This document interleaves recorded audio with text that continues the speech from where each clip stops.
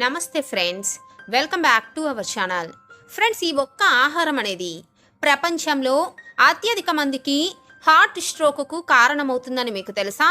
అనూహ్యంగా ప్రపంచ జనాభాలో 84% మందికి పైగా ప్రతిరోజు కూడా దాదాపుగా ఈ ఆహారాన్ని తింటున్నారని కూడా మీకు తెలుసా? ఈ భోజనం అనేది మనతో పాటు మన భవిష్యత్ తరాలను కూడా అధిక కొవ్వుకు కానీ అనారోగ్యాలకు కానీ అస్తవ్యస్తంగా మారుతున్న అనారోగ్యాలకు వ్యసనంగా మారుస్తుంది.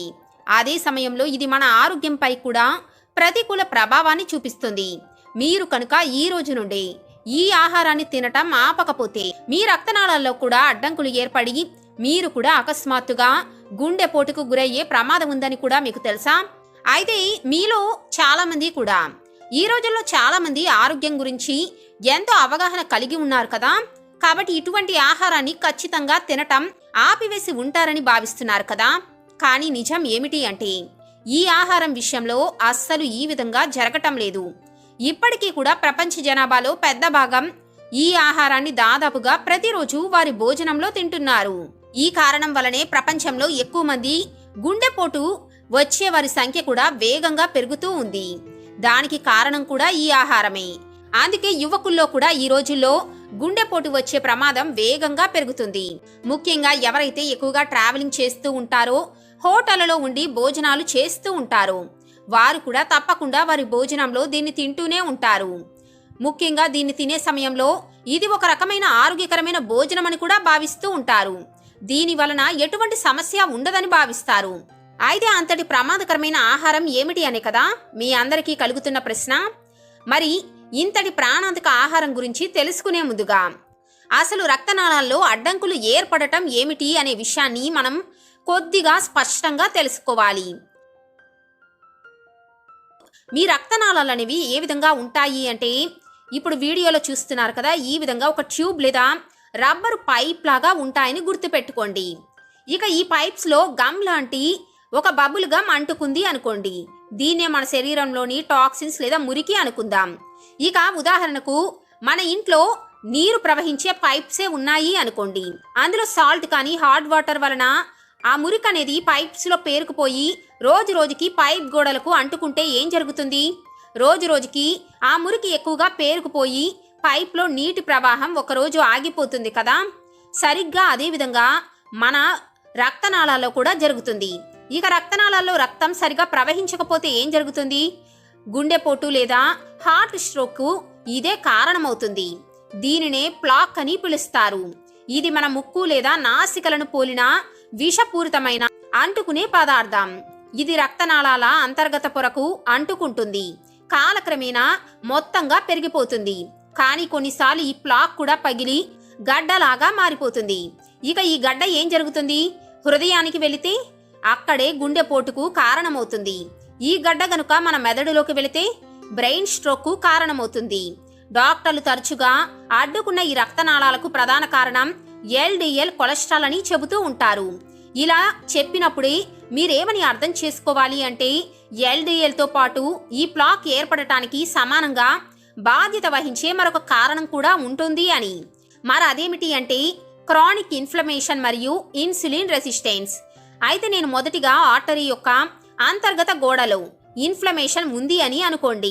ఈ ఇన్ఫ్లమేషన్ యొక్క అతిపెద్ద కారణం మెటబాలిక్ డిసీజ్, అంటే ప్రత్యేకంగా ఇన్సులిన్ రెసిస్టెన్స్. ఎందుకంటే LDL ఆర్టరీ గోడల్లో ఇన్ఫ్లమేషన్ కు గురైనప్పుడు అక్కడి గోడలకు మాత్రమే అంటుకుంటుంది. అయితే LDL కొలెస్ట్రాల్ మాత్రం ఆరోగ్యంగా ఉన్న ఆర్టరీల గోడలకు కూడా అంటుకోగలదు. కాబట్టి కేవలం కొలెస్ట్రాలే అన్ని సమస్యలను కలిగిస్తుందని ఆలోచించటం అసంపూర్ణమైన సమాచారం మాత్రమే.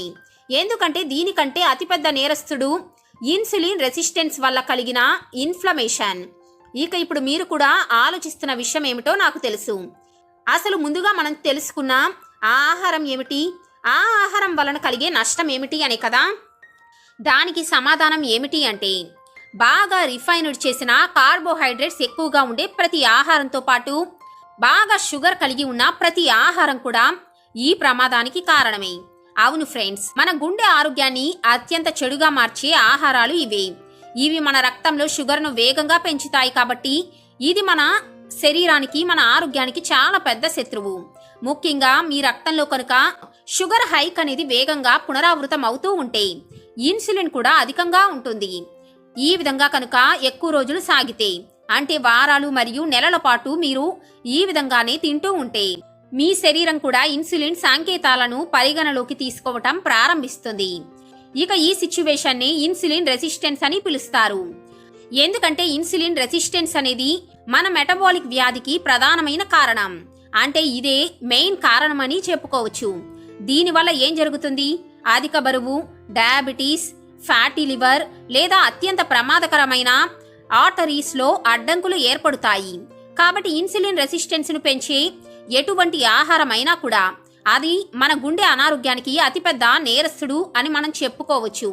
అయితే ఈ రోజు నేను మీకు అధిక కార్బోహైడ్రేట్స్ మరియు రిఫైన్డ్ చేసిన కార్బోహైడ్రేట్లతో కూడిన కొన్ని ఆహారాల గురించి చెబుతాను.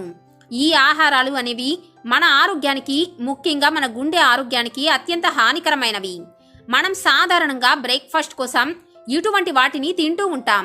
ఇక మీదట ఈ ఆహారాలను తినే ముందు 100 సార్లు ఆలోచించండి. ఈ ఆహారాలను కనుక తింటూ ఉంటే మీరు చాలా ప్రమాదంలో ఉన్నట్లే. ఎందుకంటే మీలో చాలా మంది కూడా మేము డైలీ మా డైట్లో ఫ్యాట్ తక్కువగా ఉండే ఆహారాన్ని తింటూ ఉంటాం, మేం బటర్ తినట్లేదు, వెన్న తినట్లేదు, నెయ్యి తినటం లేదు అని ఆలోచిస్తున్నారు. కానీ మీకు తెలుసో తెలియకో అంతకంటే ప్రమాదకరమైన ఈ ఆహారాలను తెలుసో తెలియకో తింటూనే ఉన్నారు. ఇవి మీ ఆరోగ్యానికి అంతకంటే ప్రమాదకరమైనవి. ఎందుకంటే ఫ్రెండ్స్, వాటిలో కొన్ని వైట్ బ్రెడ్, కాఫీ బ్రెడ్ అంటే రస్క్, కార్న్ఫ్లెక్స్, ముసేలి లేదా ప్రాసెస్ చేసిన సెరల్స్. వీటిని తినే చాలా మంది కూడా ఇవి ఆరోగ్యకరమైనవని నమ్ముతూ ఉంటారు. వీటిని అమ్మే వాళ్ళు కూడా మన హెల్త్కి చాలా మంచిదని చెప్పి అమ్ముతూ ఉంటారు. ఎందుకంటే వీటిని అడ్వర్టైజ్మెంట్ చేసే వాళ్ళు ఇవి మన ఆరోగ్యానికి మంచివని చెబుతూ ఉంటారు.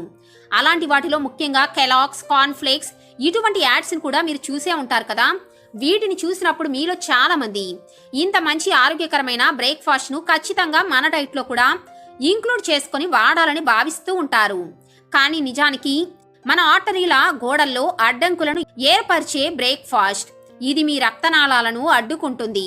అదే విధంగా పిల్లల కోసం మీరు కొనే చాకోస్ కానీ, ఫ్రూట్ లూప్స్ కానీ, లేదంటే ఇటువంటి మరికొన్ని ప్యాకేజ్డ్ ఫ్యాన్సీ బ్రేక్ఫాస్ట్లో కూడా ఇటువంటి ప్రమాదకరమైనవే. ఇవన్నీ కూడా మీ పిల్లలను ఆరోగ్యంగా భావించే ఆహారాలని చాలా మంది భావిస్తూ ఉంటారు. ఎందుకంటే యాడ్స్ లో కూడా వీటి గురించి ఈ విధంగానే చెబుతూ ఉంటారు. కానీ ఈ ఆహారాల యొక్క పోషక స్థాయిలను చూస్తే వీటిలో ఎక్కువగా కార్బోహైడ్రేట్స్ మాత్రమే ఉంటాయని తేలింది. ఎందుకంటే వాటిలో ఫైబర్ కంటెంట్ చాలా తక్కువగా ఉంటుంది. ఇక వీటిని నిల్వ చేయటానికి కొన్ని సీక్రెట్ కెమికల్స్ ను కూడా వాడుతారు. అది ట్రిపోటాషియం ఫాస్ఫేట్. దీనిని మనం క్లీనింగ్ కి ఉపయోగించే కొన్ని రకాల లిక్విడ్స్ లో కూడా ఉపయోగిస్తూ ఉంటారని మీకు తెలుసా? ఇటువంటి ఏజెంట్ ని మన పిల్లలు ఉదయాన్నే తినే ఆహారంలో మనం ఇస్తున్నామని మీకు తెలుసా? ఎందుకంటే మనం కిచెన్ ని క్లీన్ చేసే ప్రతి ఒక్క లిక్విడ్ లో ఈ ఏజెంట్ తప్పకుండా ఉంటుంది. మనం నేలను శుభ్రం చేసే ఫ్లోర్ క్లీనర్స్ లో కానీ లేదా డిష్ వాషింగ్ సోప్స్ లో లిక్విడ్స్ లో ఈ ఏజెంట్ తప్పకుండా ఉంటుంది. మరి ఇటువంటి ఆహారాన్ని మన పిల్లలకు మనం మన చేతులారా ఇవ్వగలమా? మీరు కూడా ఇప్పటికీ మీ పిల్లలకు ఇటువంటి ఆహారాలను ఇస్తూ ఉంటే తప్పకుండా కామెంట్ రూపంలో తెలియచేయండి. కానీ ఇప్పటికైనా సరే ఈ నిజం తెలిసిన తరువాత ఈ రోజు నుండైనా సరే ఇటువంటి ఆహారాన్ని మీరు కానీ మీ పిల్లలకు మాత్రం ఇవ్వకుండా ఉంటారని నమ్ముతున్నాను. ఎందుకంటే ఇది కేవలం రసాయనాలకు సంబంధించిన విషయమే కాదు. ఇటువంటి ఆహారాలను ప్రతిరోజు తింటూ ఉంటే ఈ రిఫైన్డ్ కార్బోహైడ్రేట్స్ మీ రక్తంలో చక్కెర లెవెల్ను కూడా పెంచుతాయి. మీ రక్తంలో చక్కెర 140కి పైగా పైకి వెళ్లిన వెంటనే ఆర్టరీస్ యొక్క లోపలి పొర కరిగిపోవటం ప్రారంభిస్తుంది. ఇది దీర్ఘకాలిక ఇన్ఫ్లమేషన్ కు, ఆ తరువాత ప్లాక్ కు కూడా కారణమవుతుంది. ఇక ఇప్పుడు మరికొన్ని ముఖ్యమైన ఆహారాల గురించి మాట్లాడుకుందాం. వాటిలో ఒకటి ఆరెంజ్ జ్యూస్.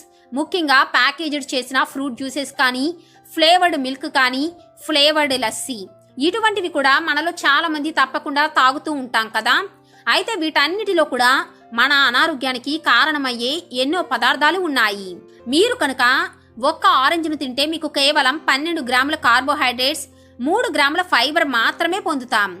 దీని వలన మనకు కార్బోహైడ్రేట్స్ తో పాటు ఫైబర్ యొక్క నిష్పత్తి 4:1. ఎందుకంటే మనం ఫ్రూట్ ని కనుక తింటే కార్బ్స్ కానీ ఫైబర్ కానీ 4:1 రేషియోలో ఉంటాయి. కాబట్టి ఇది పూర్తిగా సురక్షితమైనది. అదే మీరు కనుక ప్యాకేజ్డ్ జ్యూస్ తాగితే అందులో కార్బోహైడ్రేట్స్ 26 గ్రాములు లేదా కొన్నిసార్లు అంతకంటే ఎక్కువ మోతాదులో ఉంటాయి. ఇక ఫైబర్ అయితే పూర్తిగా 0. ఇక ఈ రేషియో అనేది ఇన్ఫైనట్ అని మనం చెప్పుకోవచ్చు. ఇటువంటి జ్యూస్ తాగిన తర్వాత ఏం జరుగుతుంది? మీ రక్తంలో చక్కెర స్థాయిలు చాలా త్వరగా పెరుగుతాయి. వెంటనే ఇన్సులిన్ స్పైక్ కూడా పెరుగుతుంది. దీంతో ఆర్టరీస్ లోపల ఇన్ఫ్లమేషన్ అవ్వటం ప్రారంభమవుతుంది. ఎందుకంటే ఈ జ్యూస్లో ఫ్రక్టోజ్ కూడా ఉంటుంది. ఇది మన కాలేయానికి నేరుగా వెళ్ళి మన కాలేయాన్ని ఫ్యాటీగా మార్చేస్తుంది. ఇక ఫ్యాటీ లివర్ అనేది ఎంత ప్రమాదకరమో మీకు తెలుసు కదా. ఇది మన గుండె పోటుకు కూడా కారణం కావచ్చు. అయితే 90% మంది వారానికి 1 లేదా 2 సార్లు తప్పకుండా ఈ రోజుల్లో ఈ జ్యూస్ను తాగుతున్నారు. ఇవి చాలా ఆరోగ్యకరమైన ఆహారం అనుకుని తాగుతూ ఉన్నారు. నిజానికి చాలా మంది తల్లిదండ్రులు కూడా ఇటువంటి జ్యూస్లు ఆరోగ్యకరమైనవని వారి పిల్లలకు ఇస్తూ ఉన్నారు. ఎందుకంటే తమ పిల్లలు జ్యూస్ రూపంలో అయినా విటమిన్స్ లేక మినరల్స్ పొందుతారేమో అని. కానీ ఫ్రెండ్స్, వాస్తవానికి ఇది మీ పిల్లలకు చాలా పెద్ద ప్రమాదం. మీ పిల్లలు పెద్ద వయసులోకి వచ్చినప్పుడు ఇది వారి ఆరోగ్యానికి చాలా పెద్ద మొత్తంలో నష్టాన్ని కలిగించవచ్చు. ఈ రోజుల్లో అందుకే చాలా మంది పిల్లలు చిన్న వయసులోనే అధిక బరువుతో పాటు ఎన్నో రకాల అనారోగ్యాలకు గురి అవుతున్నారు. అయితే ఇప్పుడు కలుగుతున్న అతిపెద్ద ప్రశ్న ఏమిటి అంటే, అసలు ఇదంతా ఎలా జరుగుతుంది అని. మనం ఆరోగ్యకరంగా భావిస్తున్న ఇటువంటి ఆహారాలు మన అనారోగ్యానికి ఎందుకు కారణమవుతున్నాయి అనే కదా. మనం అసలు ఎందుకు ఇంత మూర్ఖులుగా మారుతూ ఉన్నాం? దానికి సమాధానం పెద్ద పెద్ద ఆహార కంపెనీల మోసపూరిత కార్యకలాపాలు, వారి వెనుక ఉన్న అడ్వర్టైజ్మెంట్ టీమే. దీని వెనుక ఉన్న అతిపెద్ద కారణం ఏమిటి అంటే, కొన్ని రకాల సెరల్స్ని కానీ, ప్యాకేజ్డ్ జ్యూసెస్ని కానీ, బిస్కెట్స్ని కానీ లేదా షుగరీ డ్రింక్స్ని పెద్ద పెద్ద కంపెనీలు కొన్ని కోట్ల రూపాయలతో వ్యాపారం చేస్తున్నారు. అందుకే వారు తమ యాడ్స్ ద్వారా ఇవి మన ఆరోగ్యానికి ఎంతో మంచివని తెలివిగా మనల్ని నమ్మిస్తూ ఉంటారు. ఎందుకంటే వారి యొక్క ప్రోడక్ట్ మనకు చాలా సురక్షితమైందని, వీటిని తింటే మన ఆరోగ్యం చాలా బాగుంటుందని అడ్వర్టైజ్ చేస్తూ ఉంటారు.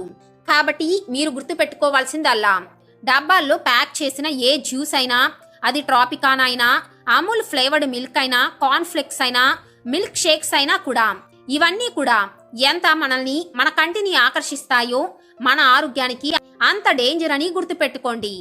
కానీ చాలా మంది తెలుసో తెలియకో వీటిని మన ఆరోగ్యానికి మంచివని భావిస్తూ ఉంటారు. వీటిని తింటే మనం డైట్ చేయొచ్చు లేదా హెల్తీగా ఉండవచ్చని భావిస్తారు. కానీ నిజమేమిటి అంటే, ఇవన్నీ కూడా మన అనారోగ్యానికి పూర్తి కారణం. కానీ కంపెనీలు మాత్రం మన ఆరోగ్యం గురించి కాకుండా కేవలం వారి లాభాల గురించే ఆందోళన చెందుతూ ఉంటారు. అందుకే ఈ రోజుకి కూడా ఇటువంటి గేమ్స్ జరుగుతూనే ఉంటాయి.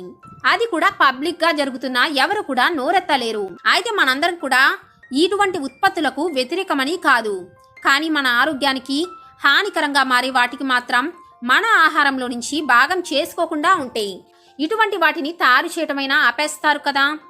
కాబట్టి మీకు కూడా ఈ నిజాలు ఈ రోజే తెలిస్తే, మీరు కూడా మీ ఆహారంలో వీటిని తింటూ ఉంటే, అది కూడా రుచికరంగా ఉన్నాయని భావిస్తూ ఉంటే, తప్పకుండా ఈ విషయాలను ఇక మీదటైనా గుర్తుపెట్టుకోండి. ముఖ్యంగా ఎప్పుడైతే మనం అనారోగ్యకరమైన ఆహారాలను కూడా ఆరోగ్యకరమని భావించి తింటూ ఉంటామో అప్పుడే అసలైన సమస్య ప్రారంభమవుతుంది. అందుకే ఎప్పుడైనా సరే మనం ఏదైనా ఆరోగ్యకరమైనది కాదని ముందుగా తెలుసుకుంటాము. అప్పుడే మనం దాన్ని ఉపయోగించినప్పుడు కనీసం మనకు ఒక గిల్టీ భావన ఉంటుంది. అందుకే ముందుగా మనం అటువంటి ఆహారాల గురించి పూర్తిగా తెలుసుకోవాలి. అయితే ఇప్పుడు కలుగుతున్న అసలైన ప్రశ్న ఏమిటి అంటే, ఇటువంటి ఆహారాలను అసలు మనం ఆపివేసి ఎటువంటి ఆహారాలను తినాలి? దీనికి సమాధానం ఏమిటి అంటే, మొదటిగా మీరు మీ బ్రేక్ఫాస్ట్ లో ఎటువంటి ప్యాకేజ్డ్ ఫుడ్ ని అస్సలు తినకుండా ఉండటానికి ప్రయత్నించండి.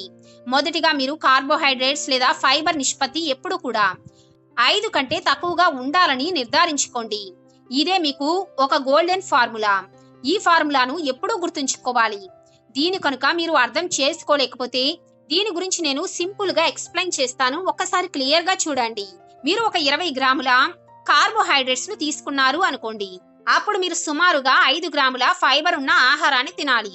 అలా కాకుండా కేవలం 1 గ్రాము ఉన్న ఫైబర్ ఉన్న ఆహారం తింటే దాని యొక్క రేషియో 20:1. ఇది చాలా డేంజర్. మీరు ఎప్పుడైనా సరే 20:5 ఉన్న రేషియోని తీసుకోవాలి. అంటే 20 గ్రాముల కార్బోహైడ్రేట్స్కి 5 గ్రాముల ఫైబర్ ఉండాలి. అంతకంటే తక్కువ మాత్రం ఉండకూడదు. అప్పుడే మీరు తీసుకున్న కార్బోహైడ్రేట్స్ అనేవి మీ ఆరోగ్యానికి సురక్షితంగా ఉంటుంది. ఇక ఈ ఫార్ములాను అర్థం చేసుకోవటం ద్వారా మీ ఆరోగ్యాన్ని మీరే కాపాడుకోవచ్చు. అలాగే ఏం తినాలో ఏం తినకూడదో మీకే అర్థమవుతుంది. ఇక దీనితో పాటు మీరు ఎప్పుడు కూడా ప్రోటీన్ సమృద్ధిగా మరియు తక్కువగా కార్బోహైడ్రేట్స్ ఉన్న ఆహారాన్ని తీసుకోవాలి. అంటే మీరు ప్రోటీన్ రిచ్గా ఉండే పనీర్ లాంటివి కానీ కార్బోహైడ్రేట్స్ తక్కువగా ఉండే ఆహారాలను తీసుకోవచ్చు. అంటే మీరు ఎప్పుడు ప్రోటీన్ రిచ్గా ఉండే పనీర్ లేదా చికెన్ లేదా మూంగు దాల్, పెరుగు లేదా పోహా, పీనట్స్ లేదా పెరుగులో కొద్దిగా చియా సీడ్స్ను, నట్స్ను కలిపి తీసుకోవచ్చు. వీటన్నిటిని కూడా మనమే ఇంట్లో స్వయంగా తయారు చేసుకొని తింటే మరింతగా మంచిది. ఇవన్నీ కూడా మన ఆరోగ్యాన్ని కాపాడటంతో పాటు ఎటువంటి సైడ్ ఎఫెక్ట్స్ కూడా ఉండవు. పూర్తి ఆరోగ్యంగా టేస్టీగా మన బ్రేక్ఫాస్ట్ను మనం తీసుకోవచ్చు. ఇవన్నీ మన ఆరోగ్యానికి చాలా మంచివి. ముఖ్యంగా వీటిని ప్రతి ఒక్కరూ చాలా సులభంగా ఇంట్లోనే ప్రిపేర్ చేసుకోవచ్చు. కాబట్టి ఈ రోజు నుండైనా సరే ప్యాకేజ్డ్ ఫుడ్ను వీలైనంత ఎక్కువగా అవాయిడ్ చేయడానికి ప్రయత్నించండి. ఇంట్లోనే ప్రోటీన్ ఎక్కువగా ఉండే ఆహారాన్ని, తక్కువ కార్బోహైడ్రేట్స్ని, ఎక్కువ ఫైబర్ ఉన్న ఆహారాన్ని తినండి. ఇది మన గుండె ఆరోగ్యానికి, పూర్తి మన మొత్తం ఆరోగ్యానికి కూడా చాలా మంచిది. ఈ విధమైన ఆహారం తింటూ ఉంటే హార్ట్ అటాక్ వచ్చే లక్షణాలు కూడా చాలా వరకు తగ్గిపోతాయి. ఎందుకంటే గుండెపోటు అనేది చాలా సడన్గా వస్తుంటుందని చాలా మంది అనుకుంటారు. కానీ అది నిజం కాదు. మన ఆర్టరీస్ కొన్నేళ్లుగా లోపల బ్లాక్ అవుతూ ఉంటాయి. ఇదే మన గుండె సమస్యకు కారణం అవుతుంది. కాబట్టి మీరు కూడా ఇప్పటికే గుండె సమస్యలతో బాధపడుతూ ఉన్నా ఇక మీదట మీ గుండె ఆరోగ్యాన్ని కాపాడుకోవటం ఎంత ముఖ్యమో మీకు అర్థమైంది కదా. కాబట్టి మీతో పాటు మీ కుటుంబానికి కూడా రక్షణ కల్పించే ఆహారాలను తప్పకుండా మీ డైట్లో భాగం చేసుకోండి. అనారోగ్యకరమైన ఆహారాన్ని తినే ముందు మీ ఆరోగ్యాన్ని తెలివిగా మీరే రక్షించుకోండి. మరి ఈ వీడియో ద్వారా అటువంటి ఆహారాలు ఏమిటో మీకు కూడా అర్థమైతే తప్పకుండా ఈ వీడియోని లైక్ చేసి మీ ఫ్రెండ్స్ అండ్ ఫ్యామిలీతో షేర్ చేసుకోవటం మాత్రం మర్చిపోకండి. అప్పటి వరకు keep smiling and take care. Bye bye.